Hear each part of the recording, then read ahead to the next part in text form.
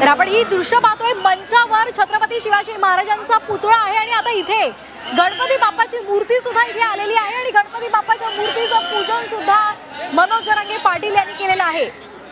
त्यांनी हार इथे आपण पाहतोय, हार घातलेला गणपती बाप्पाची मूर्ती हे इथे आणण्यात आलेली आहे। मनोज जरांगे पाटलांनी सुरुवातीला सुद्धा सांगितलेलं होतं की गणेशोत्सव आहे आणि आम्ही सुद्धा हिंदू आहोत, आम्ही सुद्धा गणेशोत्सव साजरा करणार आहोत, मात्र आम्ही आमचं आंदोलन सुरू असताना गणेशोत्सव साजरा करणार आहोत असं त्यांनी म्हटलेलं होतं। आणि त्यानुसार मंचावर आपल्याला छत्रपती शिवाजी महाराजांचा पुतळा दिसतोय, त्या पुतळ्याचं पूजन त्यांनी केलेलं आहे, डोकं टेकून पुतळ्याला वंदन सुद्धा त्यांनी केलेलं आहे। आणि आता या ठिकाणी गणपती बाप्पाची मूर्ती ही आणण्यात आलेली आहे। मूर्ती मंचावर आपल्याला पाहायला मिळते आणि या मूर्तीचे सुद्धा मनोज जरांगे पाटील आशीर्वाद घेत आहेत। पुष्पहार त्यांनी बाप्पाला घातलेला आहे आणि लवकरात लवकर आरक्षण मिळावं असं साकडं बाप्पा चरणी त्यांनी घातलेलं आहे। ही थेट दृश्य झी24 तासवर आपण पाहतोय।